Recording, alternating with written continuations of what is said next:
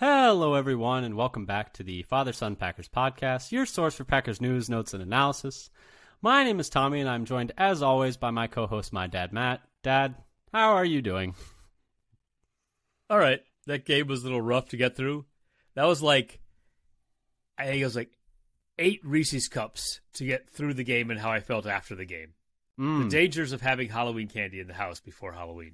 Yes, the dangers and the pluses, because you definitely need something to get you through that game. As the Packers, if you missed it, lose 19-17 on Sunday to the previously 1-5 Denver Broncos.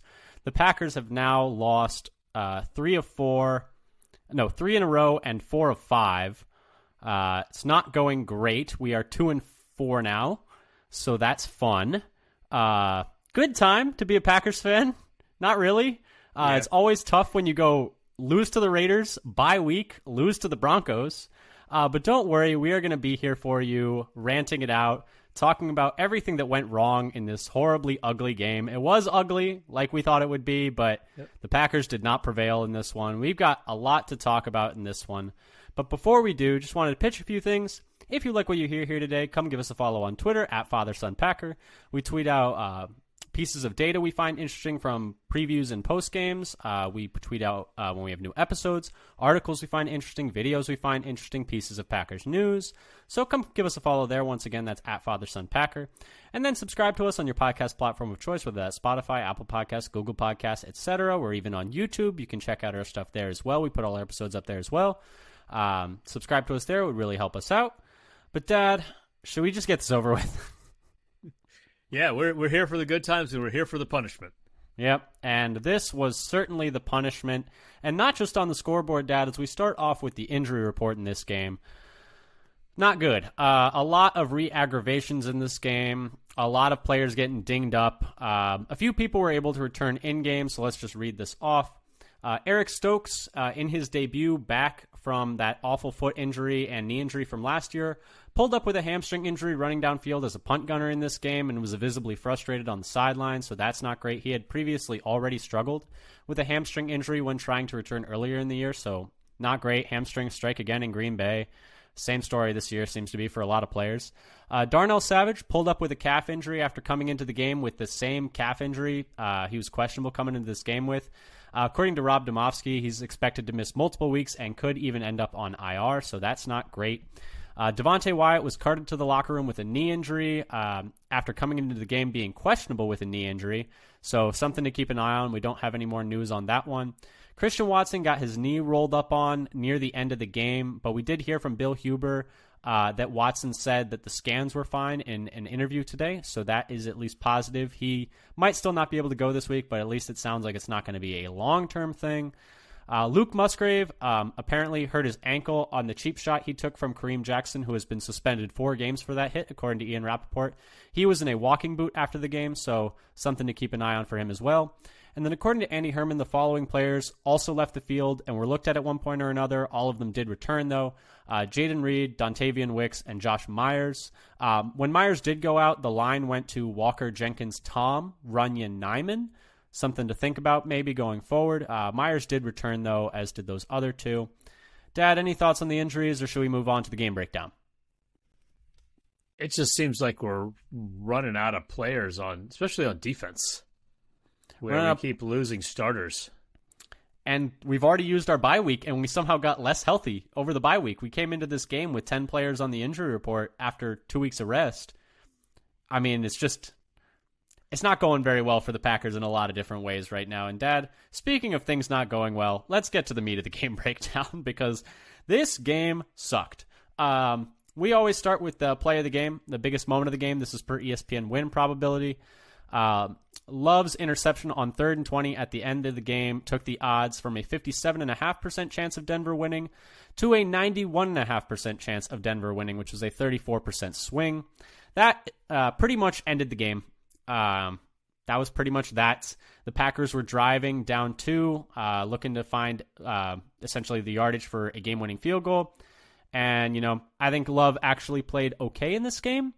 Or at least for stretch of this game, but that throw was not good. Just not good. Didn't see the safety, underthrew it. It was bad. Bad decision bad execution. Yeah, just not great. Just bad. Yeah. Beyond that, though, I mean, let's just get into it, Dad. Let's just talk about it. Yeah, I think it was a little interesting. I think that they were that Denver win percentage was still in the 50s that late in the game with the lead, but the Packers having the ball. You know, the probability to say they had a decent chance of winning that game. Yeah, it was close to a toss-up at that point, and Packers that once again. Penalty there was a killer. I mean, they're basically in field goal range, and it hurts especially when it's it's a hold on your who's supposed to be probably your best player on offense on Elton Jenkins, 2nd and 10, and it knocks you back from being in Denver territory all the way back to your own side of the 50, 2nd and 20, and you're behind the 8 ball from there. You can't complete on 2nd and 20. It's 3rd and 20. I understand, I guess, if Love feels like he has to throw one up, but it just wasn't the right decision there. You got 2 downs there to get going. I mean, it's tough. It's tough. Yeah. But, Dad, do you want to start with the offense or the defense in this one? I think we should probably start with the offense because I've got a lot more to say there. I think there are a lot more interesting discussions to be had on that one, I guess, is what I would say. Sure. Yeah, okay. Well, let's start with the offense. So let's start with what they're saying.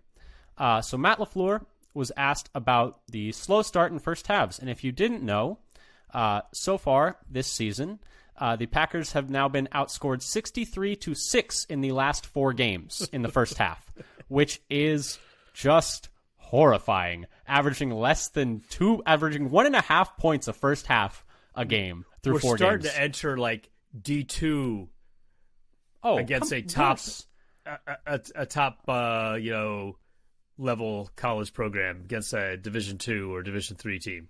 Yeah, it's the 6 points across 4 games in the first halves of 4 games is just terrible. But what Matt LaFleur had to say about the slow start in first halves, this quote was from his presser today. Quote, "You look in the second half, we were able to," or this was like why he felt. They asked him essentially why he felt like they didn't do well in the first half and did do well in the second half. Quote, "You look in the second half, we were able to convert in a lot of those critical situations, be it 3rd down or giving us an opportunity on 4th down to get the conversion. And we were able to do that and capitalize on that. And you sustain drives and you score points when you do that." End quote. So kind of just felt that they weren't doing enough in those big money downs in the first half, and they kind of turned it around a little more in the second half. But he did also mention in that interview or in that presser that he thought that they got more aggressive in the second half and felt that there were opportunities on some of those first downs in the first half, on some of those 3rd downs in the first half, rather, where the execution just wasn't good enough. And he talked about, a bust on a 3rd down that led to a punt. They had one apparently drawn up to Jaden Reed on 3rd down that they felt had the perfect call, and they just didn't execute it. And Dad, let's start with, you want to start with the bad or the good on offense? I mean, I got a lot to talk about for the bad. I'm sure you do too. We could talk about some of the good. There's not much. I have just a couple things. Let's just get the good out of the way. Like you could tell from the tone of Matt LaFleur's presser, there was not a lot of positives coming out of the offensive side of the football. They got better in the second half, but the 2 I had were the running game was certainly improved in this game, so that's something. Keep in mind, though, that Denver's run defense is abysmal, so, you kind of would expect it to be better, but they had a 44.8% success rate. These stats are per rbsdm.com.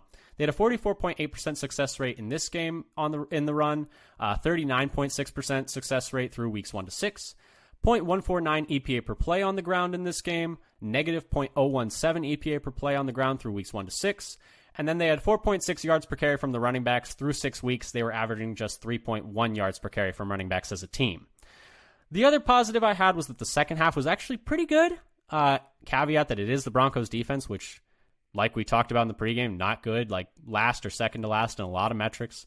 But they did score 3 straight possessions coming out of halftime, 17 points with drives of 64 yards, 75 yards, and 76 yards. And they'd even moved the ball 31 yards on that last drive to try and kick a game-winning field goal, but then that holding penalty on 2nd and 10 took them back, and they couldn't get it going from there. But, Dad, get the positives out of the way. Do you have anything good to say about the Packers offense in this one? I have a few small things. So Dillon had another pretty good game. He had his most yards from scrimmage of the year with 95. He had his highest yards per carry this year at 4.1. And he had his longest run of the year with 15 yards.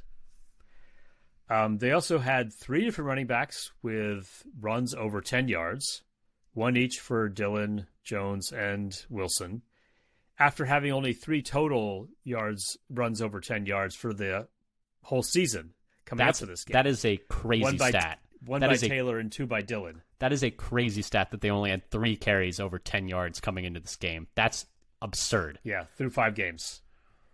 Man. And so they doubled their total for the year. Look at us. With this game. Who would have thought? We only had to play the worst run defense in the league.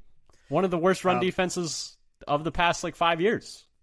And then we could kind of run the ball. We could kind of run the ball. We looked competent. Yeah, we were we looked like a middle of the road running team. Yeah, even the positives are not real positives, in my opinion. Take it in context. We'll just ignore the context to make ourselves feel better for part of it. Exactly. Zach Tom gave up no pressures, as well as having a good run block grade. He's having a very good year. 6 on is highest on the team in run blocking grade for this game. He's also, I think I heard somewhere, he's like the number 7 tackle in pressure, some pass blocking stat. I can't remember whose it was amongst tackles. He's having a really good year. Tom is at right tackle. I think they have right tackle set now. The only question to me is, do you want to move him to left tackle and find something else out at right tackle? I wouldn't hate the idea of moving Tom to left tackle and having Nyman at right tackle. I feel like Walker's really struggling right now. He's really struggling. But then that might be the smart move, actually, for the rest of the year. But at the same time, it's like Tom's doing so well at right tackle. You really want to uproot him? The only real bright spot of your offense is kind of how Tom is playing. But it's not like he's never played left tackle. He did it last year. I know. You're right. But I would be more reticent to do it if he hadn't played a few games at left tackle last year, sometimes on short notice, and did it well. Yeah, well, I think the question is, do you do that, or do you put Nyman at left tackle, or do you just ride it out with Walker because he's the only one of... Nyman's not under contract next year, so you want to see what you have with Walker. Doesn't matter. I don't care. Yeah, I don't care. I don't care. You have players every year who are the last year of their contract. You're going to bench them if they're the best players because they're not the next year? No. You don't let the whole thing go down the crapper just so you can observe somebody That's this fair, year. Because it's just not working. Because then you can't observe what everybody else is doing. Well, let's talk about the. But negatives. Did you have another positive? You had another one. Positive. Like, Love completed his his first touchdown on a throw over 20 yards.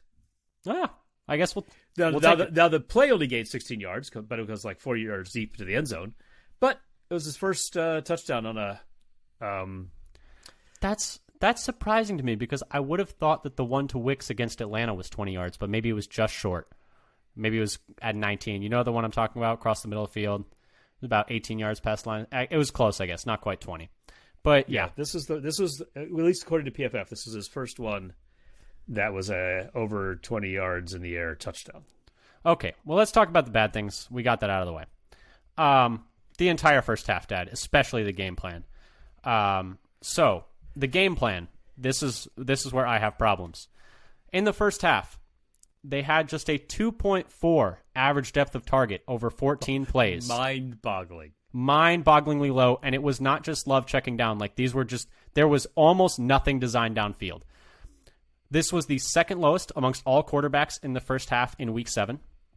Lowest? I think Mac Jones had a lower one. I think I'm not 100. I can't remember exactly who had a lower, but he was the second lowest. With this low ADOT, Love really struggled. He had an EPA per play of negative .282, which was the 6th worst EPA per play amongst quarterbacks in the first half in Week 7, and a success rate of 28.6%, which was the 3rd worst success rate amongst quarterbacks in the first half in Week 7. And so you're not letting him. You're kind of tightening up the offense. You're not freeing it up at all, and it's terrible. You're doing nothing. In the second half, to contrast this, you open it up a bit. This could have gone to the good things. It could have, but you open it up a bit, and you average an ADOT of 10.1 yards across 22 plays, and ADOT is average depth of target, how far a player is throwing it downfield. You let Love throw it downfield a little more, and with this higher ADOT came more success. You're posting an EP. He then, in the second half, posted an EPA per play of .291, and a success rate of 54.5%, which were third highest and seventh highest, respectively, amongst quarterbacks in the second half of Week 7. So please, for the love of God, let Love throw the ball downfield, because I don't know what we're gaining at all. You're not gaining any development. You're not gaining any evaluation.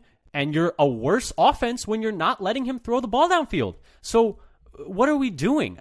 I mean, it was like he heard the criticism too acutely about them either like going short or just throwing passes too far downfield that weren't doing anything.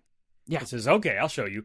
We won't do any of that." Yeah, we can really be efficient, underneath passing. No, please, it's just not good. I mean, it's bad. It's bad. Let him throw it downfield. Let him sink or swim.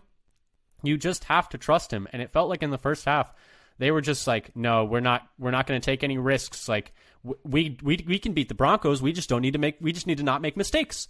And you're so afraid of making mistakes, or you don't trust Love, or I don't know what it is, but you're so tight that you score 0 points. You're down 9-0 to the Broncos at halftime.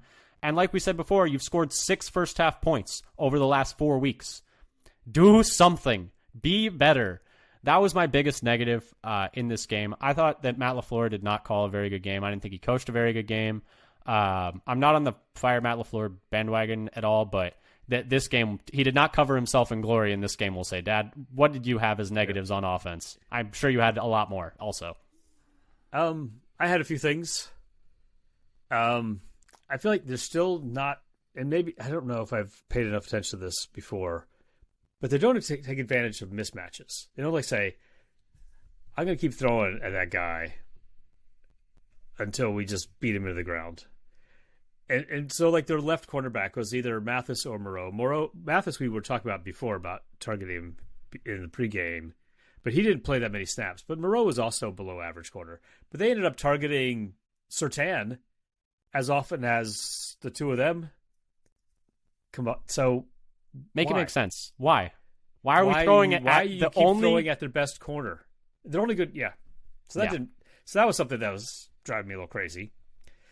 And as you mentioned, it's just another miserable first half on offense. Getting shut out by the worst defense in the league. We only got 100 yards in the first half to a team that gives up 424 yards per game. It's Green bad. Bay. So I went through and just longhand ground through all the play-by-plays of every team for the season so far. For the whole season, Green Bay takes the 5th longest to get to a touchdown worth of points. So to get to 7 points. We're that good? 5th? Well, this is bad. We're the 4 teams worse than us. I know you said the Giants, obviously. It takes us 33 minutes. So on average, we don't get to 7 points until the third quarter. Oh my goodness. I can't say I'm surprised because I've watched the games now. We've scored 6 total points in the first half. The teams that are worse for the season are Cincinnati, who's basically about the same. And then Tennessee, the Jets, New England, and then the Giants. We're really up there with the big boys now. We're really, I know. really cooking with gas. We're in rarefied company at the moment. However, I then went just quick, looked at just the last 5 weeks. So let's take it after the first 2 weeks where we were looking a little better. So now we're dead last. Oh, so if you don't have the Bears game, we're dead last, is what you're saying. Well, the Bears and the Falcons. You take away the first. Yes, okay, so just go true. to the last 4 games, which you had been talking about a little bit. So you go over the last 4 games for us and 5 games for everybody else. Yeah, now we're dead last. Now we don't get to 7 points until 12 and a half minutes into the third quarter. Into the third quarter, not left in the third quarter. So no. So 3.5 minutes left in the third quarter is when we're getting to a touchdown. Left on average. 2.5 minutes left in the third quarter when we're getting to a touchdown. Oh, that's right. Yes, points. 2.5. Oh my goodness! I mean, we haven't cracked a touchdown worth of points in the first half through 4 games. We're gonna need another game for that. Oh, it's really bad. It's laughably bad. The first half offense is a dark comedy. They're just going 3 and out. It's like and the one thing the game. I did want to do is how many plays does it take us to get our first down of a game compared to other teams? It's because not the number of good. times we go 3 and out in the beginning of the game is kind of mind-boggling. Yeah, and that'd be an interesting exercise too. Just grind through and say, okay, how many plays do we have to get before we get a first down? It's something because, open the game. Run for, what was it? Run for 2 yards, run for a yard, 3rd and 7. I mean, 3rd and 7 is not where you want to be. It's not great. And I understand, you're calling run plays because the Broncos have a terrible run defense. But execute. Yeah. It's the players, too. It's not just the coaching. The coaching is not good. I mean, we saw that by the fact they weren't throwing the ball downfield at all in the first half. But yeah. And maybe the plan was, we'll dump it off. And we talked about this. The Broncos were one of the worst tackling teams in the last decade since 2011. And somehow so maybe that was the plan. It didn't work. I mean, I still think you need to open up the offense a little bit more. Like, you can get guys going on the run. And the thing is, even when they were doing these short dump offs, no one was had any kind of momentum when they were catching the ball. It was a bunch of just short curls. 3rd down, you're throwing short of the sticks. Like, it's just bad. It's like, what are we doing here? What are we doing here? What are we gaining? What are we getting better at? We're getting worse every week. You lose, you get blown out by the Lions. Okay. Lions are pretty good. I know they got smacked by the Ravens, but you get blown out by the Lions. It's on a short week. You don't have most of your offensive line. Fine. You lose to the Raiders. You have your bye week, and then you lose to the Broncos. Oh my goodness, what are we doing here? Dad, anything this more? This is why when we were talking earlier, it's like we have passed maybe the 2 or 3 easiest games of the schedule so far. We still play Carolina. Carolina's worse. Okay.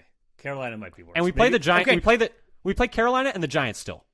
So we might be able to get 2 more wins. We might be able to, and we play Carolina. Maybe this kind of split. Maybe we're going to split those. Split Carolina, the Giants, the Bears, and the Vikings twice. So the only thing I could say for these 2 games, they were on the road. Yeah, I guess. And so it's unfortunate that our 2 easier AFC West games were on the road, where we had a chance to win if they're at home, and our 2 that are harder are at home, where we're not going to win anyway. Yeah, that's true. The way we're playing. It's funny that it's just the opposite of the argument you usually have. It's like, we want to play those tough teams at home, and we'll get rid of the cupcakes on the road. Now let's please stack some wins. But we're getting dangerously close to. I was telling you this, we're getting to that point where it's like, not really.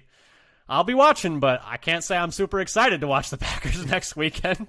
When you are the cupcake, it is hard to knock off another cupcake on the road. That's a good point. That's a good point. And the Packers were favored in this game, but it was only a point. So it's not great, Dad. Anything else for the offense?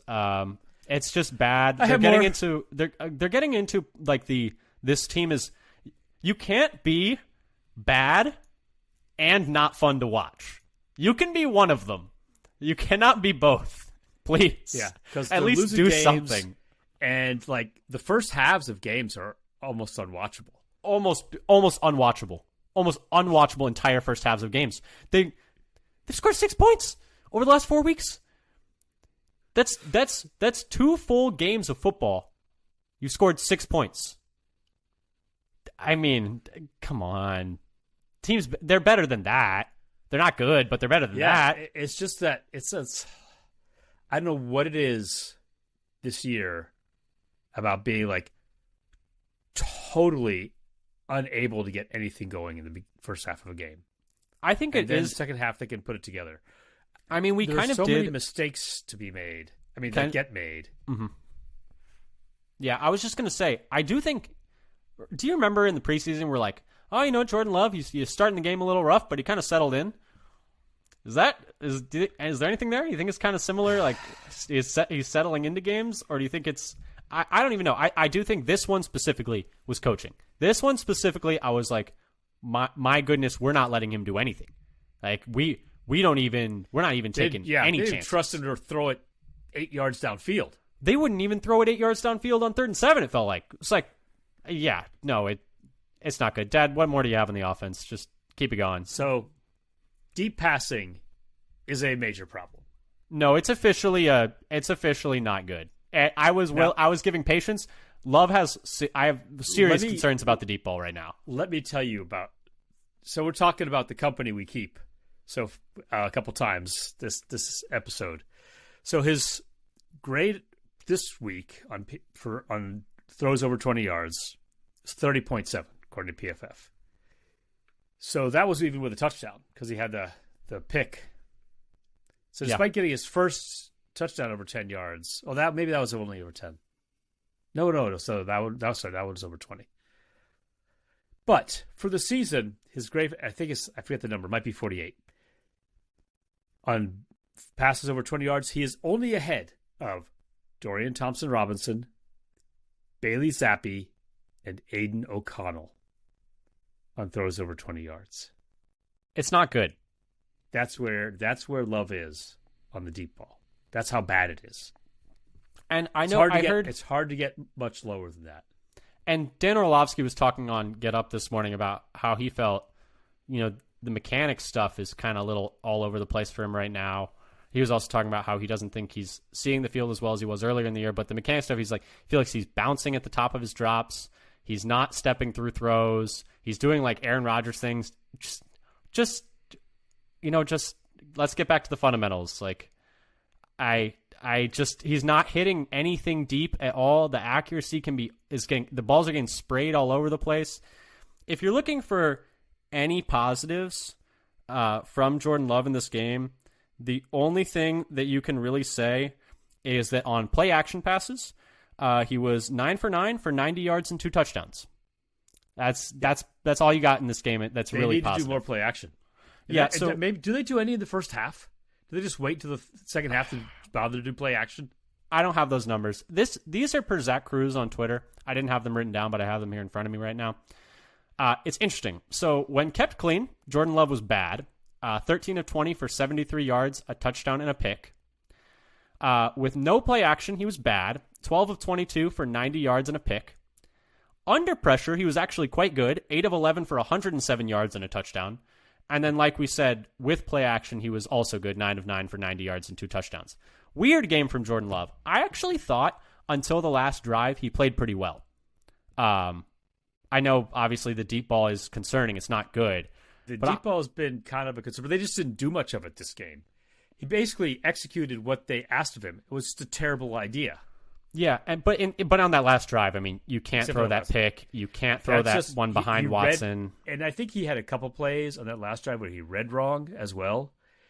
He had there were other for a dump off for 10 or 15 yards, and then that ball was covered and it was lobbed up there. So there's a lot of time for the safety to come over. And Matt LaFleur talked about it. He thought it was a timing thing as well, because you look at he's going to have to huck that thing 85 yards downfield to put it in the right spot.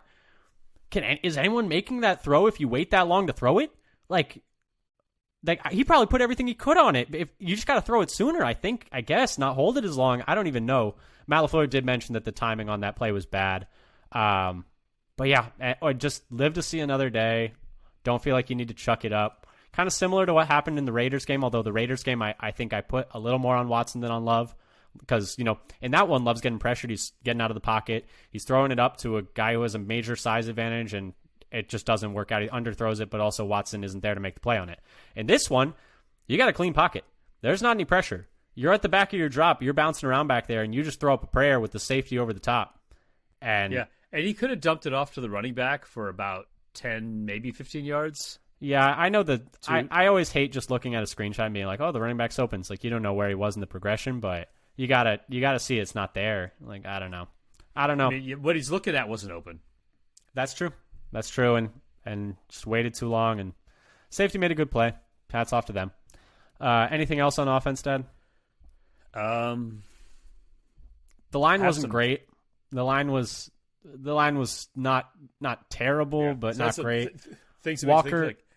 Walker's struggling. Jenkins is not playing to a Pro Bowl level at all right now. I think he's still hurt. I think he's not 100% at all. He's toughing through it. Myers was okay. Runyon was bad. Myers had a good pass blocking grade, by far his best of the season, but he was still bad in the run. That's the whole story with him. Is he's good at pass blocking. Myers gave him no pressures. He's given up some pressures before with basically mistakes. Yeah, but he's a pretty good pass blocker and a negative run blocker at this stage in his career. So one thing I was curious, though they didn't really run the plays, is would the offense operate better with Tom at center and Nyman at right tackle? There are so few plays we had, and one of them was the trick play, the throw by Wicks. That was fun, at least. Yeah. That's hey, this is what we're looking for now. That was fun, at least. That's and Nyman graded better than Walker for his few snaps. So it wasn't very many snaps. It was like 4 snaps or something. Nyman is better than Walker, right? Like, I don't know. I don't know. I know Walker was better than him in the preseason. I don't know what the deal is with their opinion of Nyman, because they were talking about him negatively. Yeah. Well, I mean, you remember what Stenovich said about him. Yeah. Stenovich was chewing him out publicly to the press about how he thought he did not show up this offseason like ready to play. But anyway, offense bad. Dad, let's just move to the defense. Let's get this over with. The defense wasn't terrible, but it also wasn't great. This is what they're saying. What Matt LaFleur had to say about it. Quote, "We hold people to under 20 points. I expect to win the game. I still think there's another level there in terms of we have to find a way to generate some more takeaways." End quote. So yeah, I think that's fair. You know, the defense did enough to win the game. There were certainly some positives. I'll start with my positives. The first good thing is red zone defense. 4 trips to the red zone and only 1 touchdown is quite good. That 25% would be the 3rd best in the NFL this year per teamrankings.com. So that's a major positive. Dad, what did you have on the good side for the defense? Because, you know, at the same time, Broncos aren't exactly a world beater level offense. No. Rashawn Gary had 6 pressures in 23 pass rush snaps. So continuing to have a really nice year for the Packers so far, coming off injury, which is great. Yeah. And then McDuffie, well, he's still filling in for Campbell. He had 10 tackles with only 1 miss. One missed tackles out of 10 made tackles. Plus he had his highest coverage grade by PFF so far this season. Yeah. Giving up only 6 yards per reception into his coverage and a QB rating of only 74.3. Yeah, he was fine. He was solid. You didn't notice him making a ton of mistakes out there, and there were a decent number of his average depth of tackle, as it were, wasn't great, but he was there cleaning up for the most part. Yeah, I guess there's that. But Dad, definitely some negatives on the defense as well. The first one I had, I'm sure there are more positives on defense we could talk about, but it's just not the tone of this episode. The tone of this episode is not very cheerful. I don't know if you've picked up on it yet, listeners, but it's not great. Things are not going well. Bad things. You enjoying that poop sandwich? I know, right? Bad things. Bend, don't break defense. Just by definition. I mean, they bent so hard. Almost 38 yards per drive allowed by the defense, which would be the 2nd worst in the league for the whole season per Pro Football Reference. They just let them walk it down, and when they needed to not bend at the end of the game, they just let them come down and get in field goal range pretty much immediately. There was not a whole lot of resistance getting into field goal range, and that was a moment where you really needed to stop. And kind of once again, the defense played a pretty decent game on the whole. Like Matt LaFleur said, when you hold a team under 20, you expect to win. But in the big moments when they need stops, they couldn't get it. Only had 1 sack on the day. Overall, the run defense was pretty putrid. They allowed 6.2 yards per carry to the Denver running backs. That's terrible. Corner play was bad. Carrington Valentine got picked on pretty terribly in this one. Not really his fault. He's a rookie 7th-round pick, but yikes. The Packers didn't have a single pass breakup in this game. Not one pass breakup. Broncos receivers were targeted 12 times for 11 catches and 140 yards. Judy and Sutton combined for 11 targets and 11 catches. That just no one's stopping them. No one's stopping them at all. Pretty much the whole game. That was all bad. I'm sure you have some negatives as well. Those were the ones that stood out to me. Tackling was bad in this game too. I think I saw you had that too, but it was not the defense was probably good enough to win. But, in a lot of ways, red zone defense is kind of random and noisy. And the fact that you had a major outlier red zone performance is kind of hiding the fact that you did let the Broncos kind of move the ball at will for a lot of this game. So 38 yards per drive is bad. That's not good. You just let them come down the field. And that's the thing that we were talking about. It's if feels like when this defense really needs to get a stop to save the game, it just doesn't happen. Not if and part of it is related to this bend but don't break. They'll just let him get 40 yards, 40 yards. If they're up a touchdown, I feel like they could probably do it. But if they're up like 2 to 3, like anything, field goal or less, like pray they miss. Like the Saints game, even the game they won in the Saints game, Saints got in field goal range. They had like a 40-yard field goal to win it. Guy just missed it. Like the defense did not get the stop they needed in that game. Like we just kind of forget about it. But no, yeah, we just lucked out in that one. Got lucky. Yeah, it's not good. And you can't just survive on being lucky.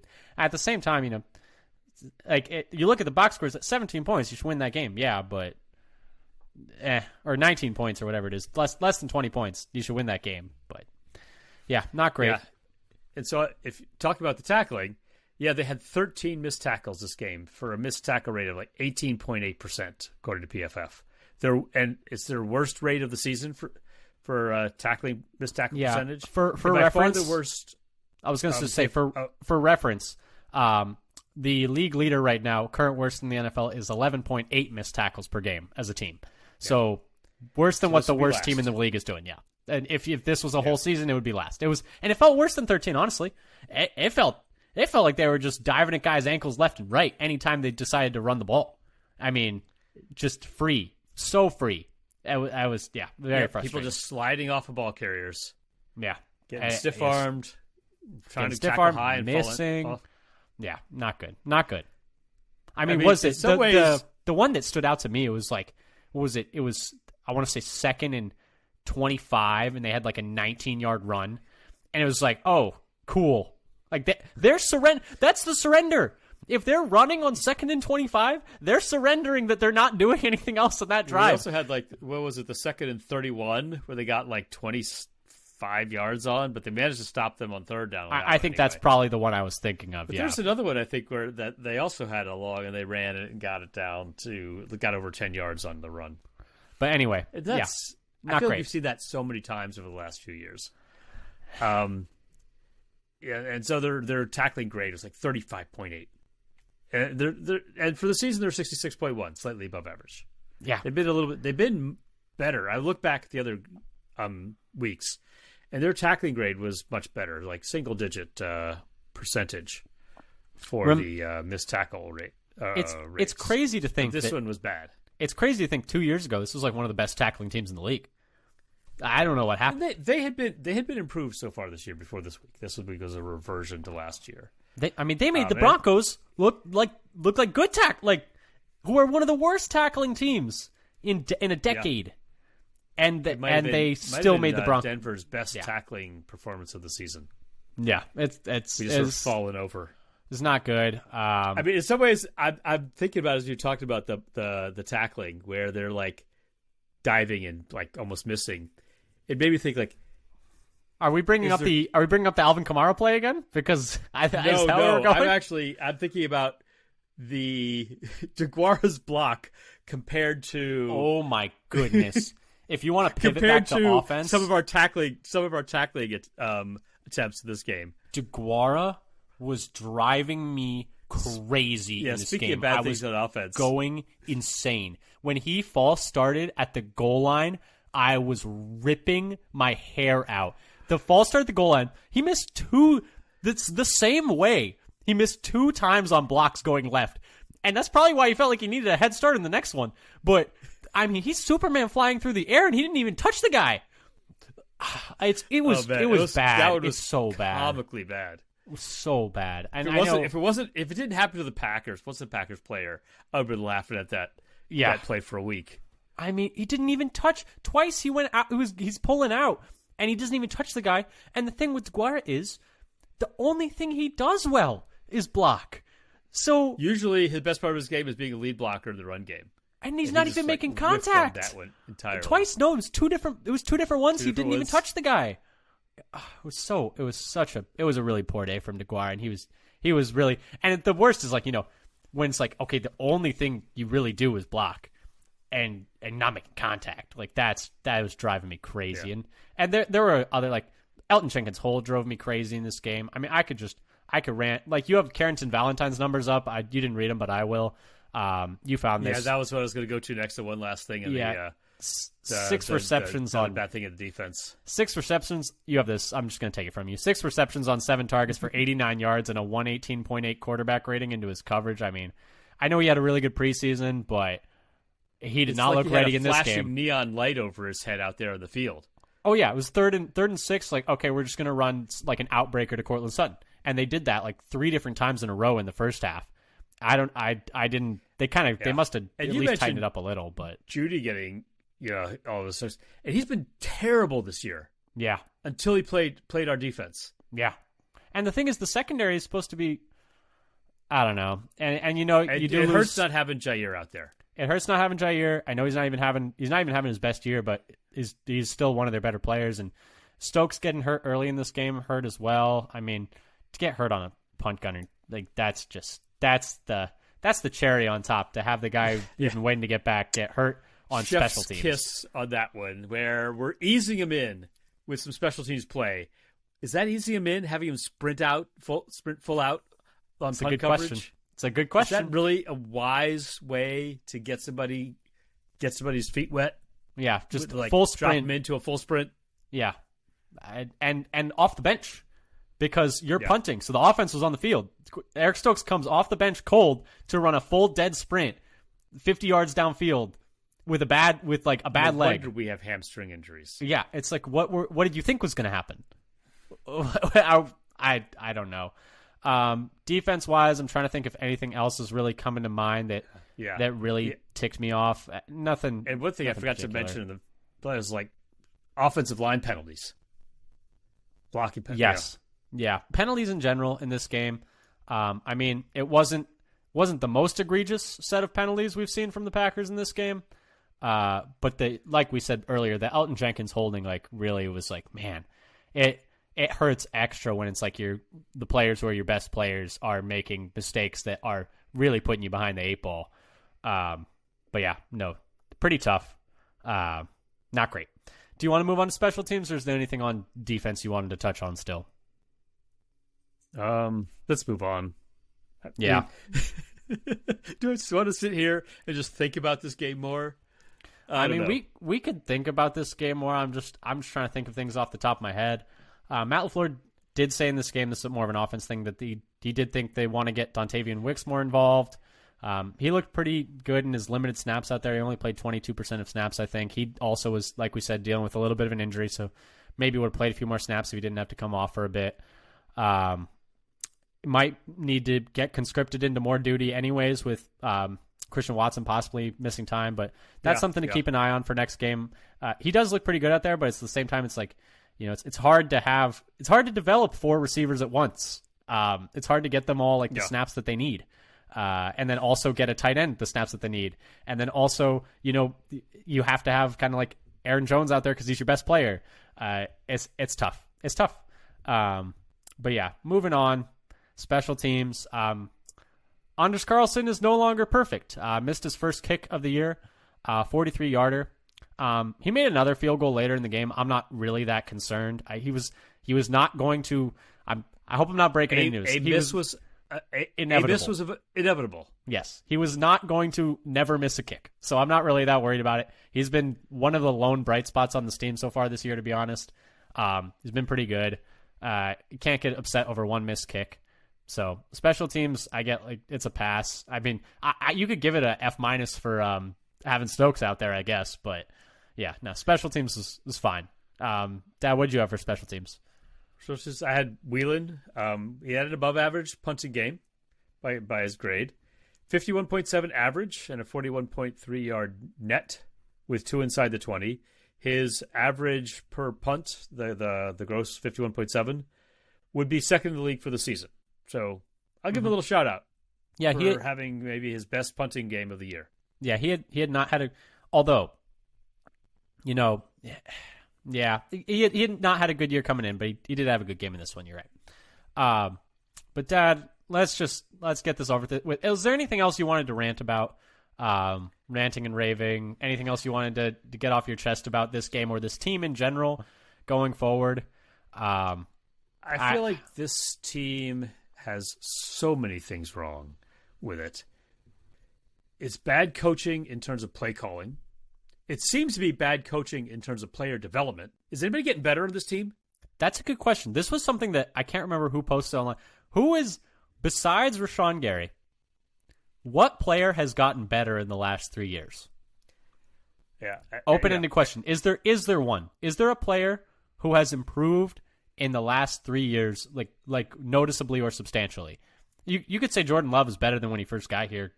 Like, sure, that's not saying much. Can you? Because we didn't see him play. I think yes. I mean, he's at least passable. Like at times, I don't think he would have been that in his first year.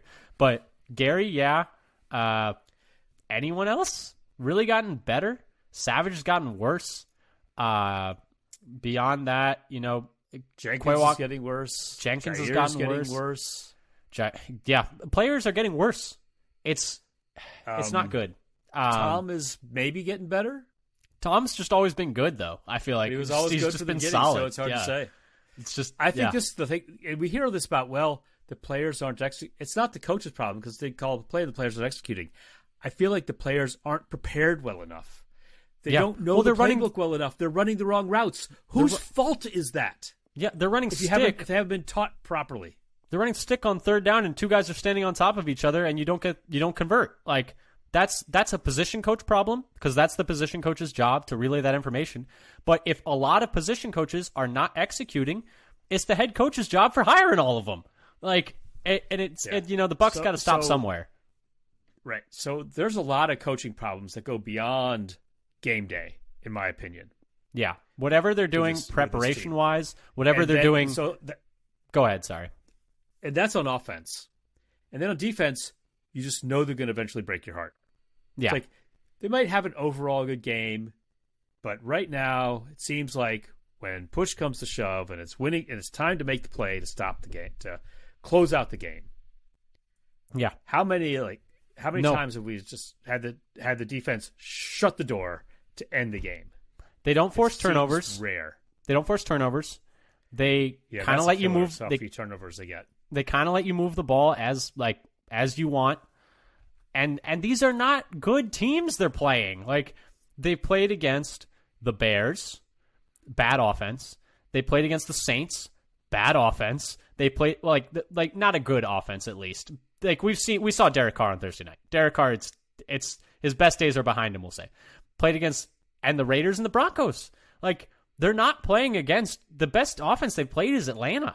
And Atlanta kind of ran it down their throats. And so it's like you can say that the defense has been solid this year at times, but it's not like the strength of schedule has been great. To be fair, the strength of schedule is not great the rest of the year. The Packers actually have a really weak schedule this year, which would have been great a lot of other years. But hey, any other team looking at us on their schedule is also saying the same thing apparently. But Dad, I don't have the energy for this anymore. I'm getting worked up again. That was just my little rant. Yeah, let's get this over with. Player of the game, Dad. I feel like it had to be Zach Tom. He was pretty much like the only player that played well. I guess Gary too. I guess, but I'd pick Zach Tom. Yeah. So since you picked Zach Tom, I decided to go something different. So we talk about somebody else, and I went with Wicks. So yeah, give him a shout out. One of one catching for his only target. Yeah, for such completing a pass, and he was blocking well as well. Yeah. No, he does need to play more. I just worry, who are you taking off the field? Watson's your highest ceiling receiver and your only speed. Reed's looked really good in the slot, and that's not really Wicks' natural position. So here's the question. And then Dobbs has been your best. Is Wicks' ceiling higher than Dobbs? That's a decent question. I would say, yes, his ceiling is higher, but Dobbs has shown the best connection with Love and has been their best receiver this year in terms of targets, receptions, receiving yards, touchdowns, completion percentage when targeted. So you also need to think about what's best for Love and what's best for his development in terms of who you're putting out there. And he seems to he seems to find success targeting Dobbs and targeting Dobbs. So I don't think you want to pull him off the field too much because he would be the one you would probably be taking off for Wicks. And maybe you could do a little more of a split there, but I'm not sure. But anyway, those are our players of the game. This has been our post-game rant, our post-game analysis, whatever you'd like to call it. Thank you so much for listening. We know this is a difficult time to be Packers fans. The team is not very good. But, we just keep moving, and we'll be bringing you a preview for the game against the Vikings next week. Hopefully the Packers can win. We'll see. We'll be talking all about what we think is going to happen in that game later this week. Like we said before, if you like what you hear here, come give us a follow on Twitter at FatherSonPacker. We tweet out, like we said, statistics we find interesting, articles we find interesting when we have new episodes, pieces of Packers news, etc.